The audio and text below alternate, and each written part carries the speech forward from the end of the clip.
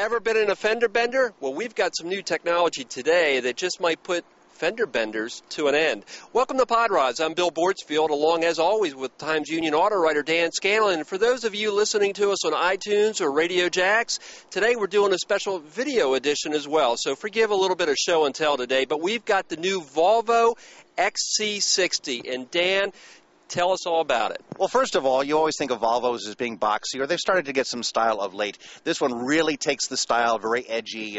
It's got the traditional Volvo grille up front, but it's much bigger and more expressive. There's a very definitive wedge shape to what is being called a premium mid-size crossover. This brings style and some off-road capability, some wet weather capability, plus some touches of luxury. This one's $37,000 base. With all the goodies we've got, including a panoramic sunroof, etc., it's $42,000. It's got a kick-in 281 horsepower, turbocharged inline six-cylinder up front, all-wheel drive, 9 inches of ground clearance. But you take a look at this car. This thing has a beautiful, aggressive nose. It's got a distinct wedge shape.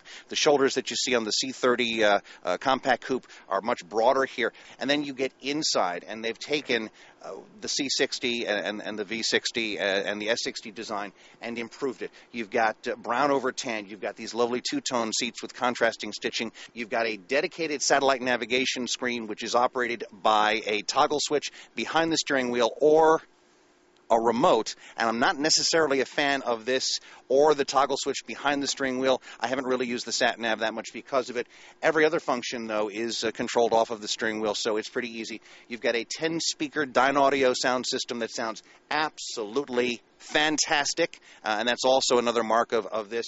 But you've got your radio display up top. It looks a little awkward where it is. It hides the speaker, and then your satellite navigation's in the middle, angled toward the driver. Front seating room, very comfortable, very supportive, lots of storage room. Back seat room, despite the fact this is a compact, there's a lot of room back there for two people. You've got built-in child booster seats, another typical Volvo safety feature. 0 to 60 in about 7 seconds. Very comfortable on-road. Handles like a sports sedan, and then off-road, we've actually taken it there and found that it's pretty good all-wheel drive. It's got a hill descent control which brakes the wheels as you're going downhill to slow your descent, so you could probably do some off-roading in this and not have any problems. Now, of course, Volvo is owned by Ford, and we've been very impressed with Ford's sync system. Taking a quick look at this, it doesn't look to be synced, but is that really the backbone of this? No, there is no sync in here. You do have voice command and Bluetooth hooks up pretty quickly.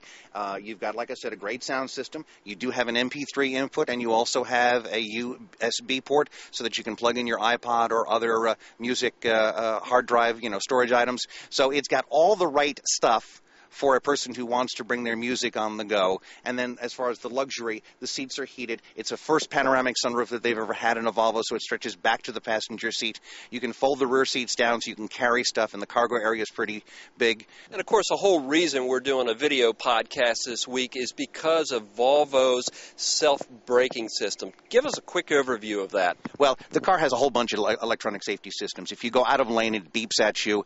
If you're driving too erratically, it shows a coffee cup on the trip computer and then tells you should pull over, that you're tired.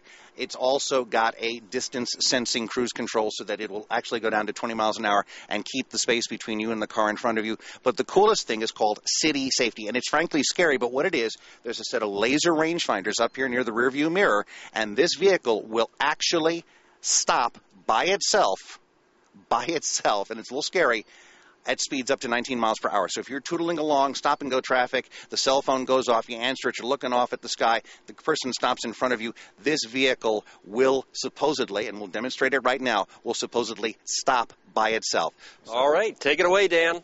Hands-free, let's go. All right, no hands, you saw it. The Volvo does indeed stop by itself. And no feet. It'll hold your brake for a second and a half, at which point then you have to take over or you're going to hit the person in front of you. And as you might have heard, it activates the brakes real heavily, ABS and everything. And it has worked every time we have demonstrated. Volvo even packed these plastic reflective barriers so that we could do the demonstration.